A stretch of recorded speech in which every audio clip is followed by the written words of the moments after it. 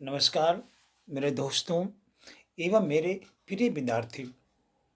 आज हम आप लोगों को प्रत्यय के बारे में जानकारी प्रस्तुत करने जा रहे हैं।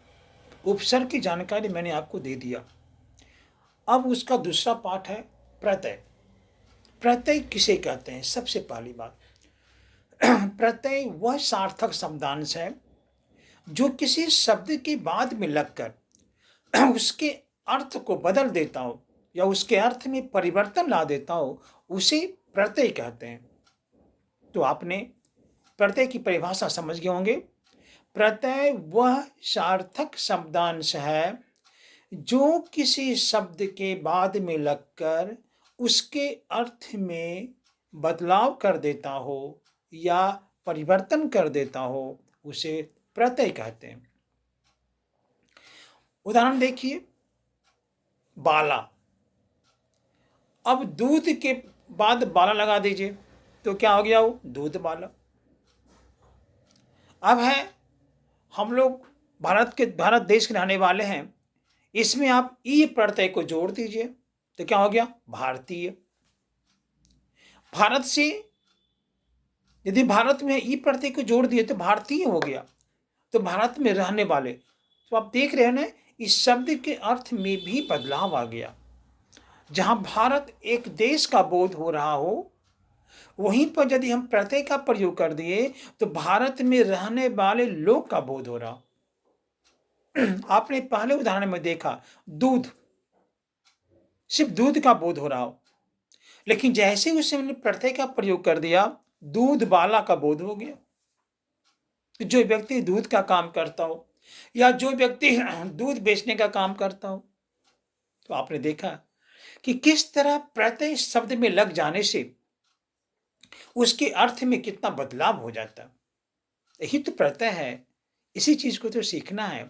इसी से तो नया शब्द का निर्माण होता है। मैंने आपको बताया था कि शब्द की रचना के लिए 4 जो व्याकरण के हिस्से हैं बहुत जरूरी है। वो मैंने बताया था, उपसर्ग, प्रत्यय, संधि और समास। यही 4 ऐसे व्याकरण के हिस्से हैं जिससे शब्द की संरचना होती है, शब्द का निर्माण होता है, और इन्हीं शब्द के निर्माण से भाषा उन्नत होती है और हम अपने विचारों को अच्छी तरीके से दूसरों के सामने प्रेषित कर सकते हैं, कह सकते हैं। अब हम प्रत्यय के भेद की तरफ जाएंगे। प्रत्यय के 2 भेद होते हैं। एक होता है कृत प्रत्यय, एक होता है तद्धित प्रत्यय। कृत प्रत्यय का प्रयोग कहां होता है, अब इसके बारे में हम लोग जाएंगे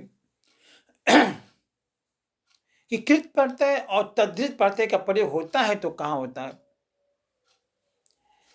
तो जिस प्रत्यय का प्रयोग हम संज्ञा, विशेषण में जिस प्रत्यय का प्रयोग करते हैं वह कृत प्रत्यय कहलाता है। ये आपने देखे। लेकिन क्रिया के साथ सबसे बड़ी बात क्या है कि कृत प्रत्यय क्रिया के साथ प्रयोग होता हो, लेकिन उसमें संज्ञा और विशेषण भी होता है।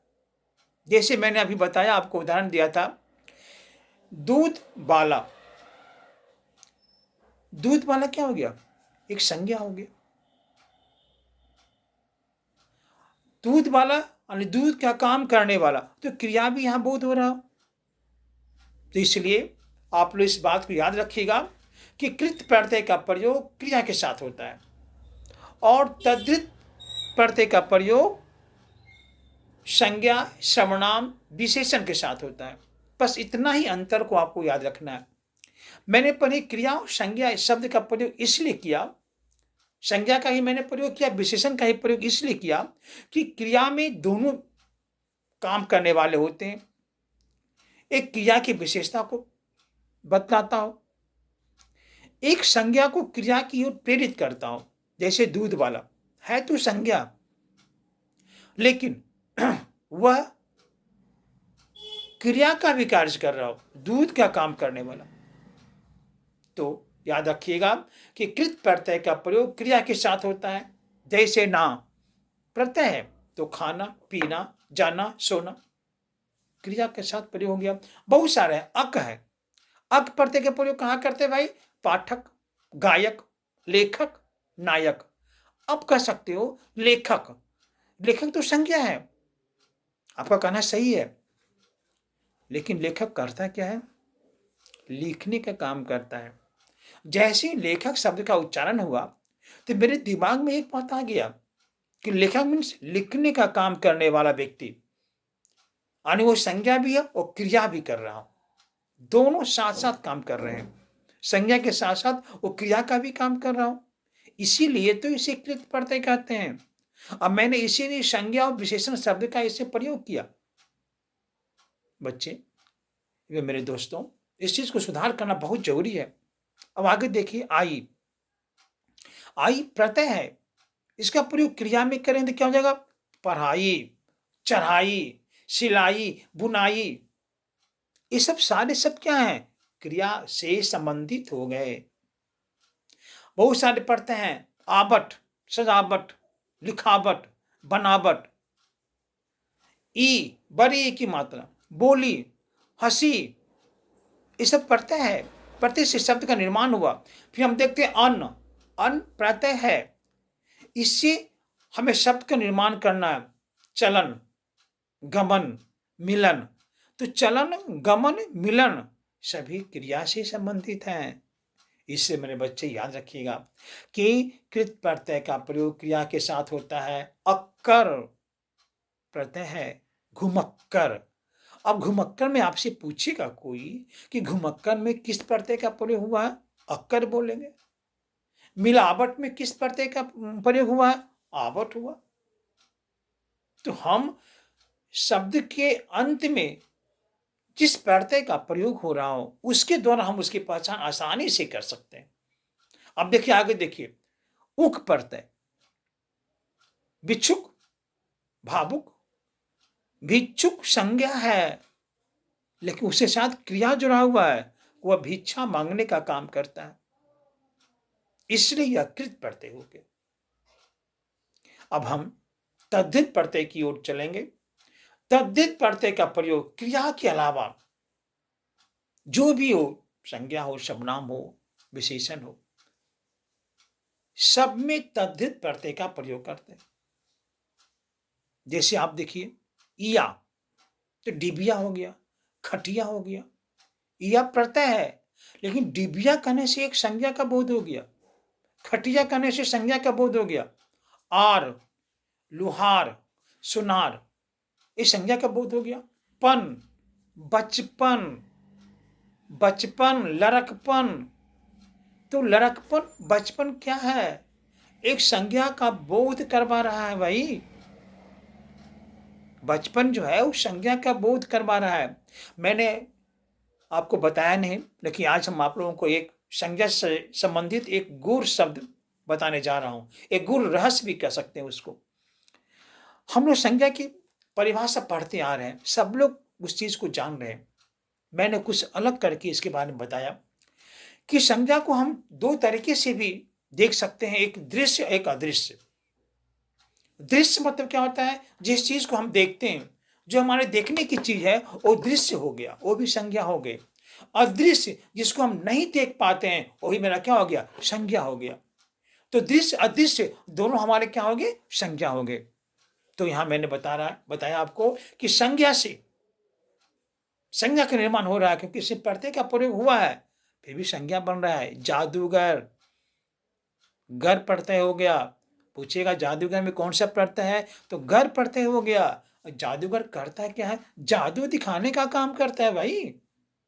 वो जादू दिखाने का काम किया तो जादूगर हो गया, यानी वो संज्ञा हो गया। दार, दुकानदार, जमींदार। तो ये सब संज्ञा का बोध करवा रहा है। ता, विशेषण से संज्ञा। अब दूसरी चीज हम देख रहे हैं, विशेषण से संज्ञा। ता, सुंदरता। ता क्या है? प्रत्यय है। सुंदरता लग गया तो प्रत्यय में ता का प्रत्यय कर दिए, सुंदरता हो गया, योग्यता हो गया। अब देखिए, आस, मिठास, खटास। तो ये सब सारे जो शब्द हैं वे आपके विशेषण से संज्ञा बने, लेकिन यह सारे के सारे तद्धित प्रत्यय कहलाते हैं। अब संज्ञा से विशेषण देखिए। आ प्रत्यय है, इसे शब्द क्या बनेगा?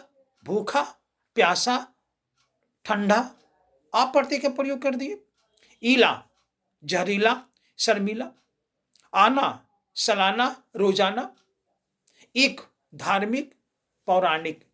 तीन सभी को प्रत्यय कहते हैं।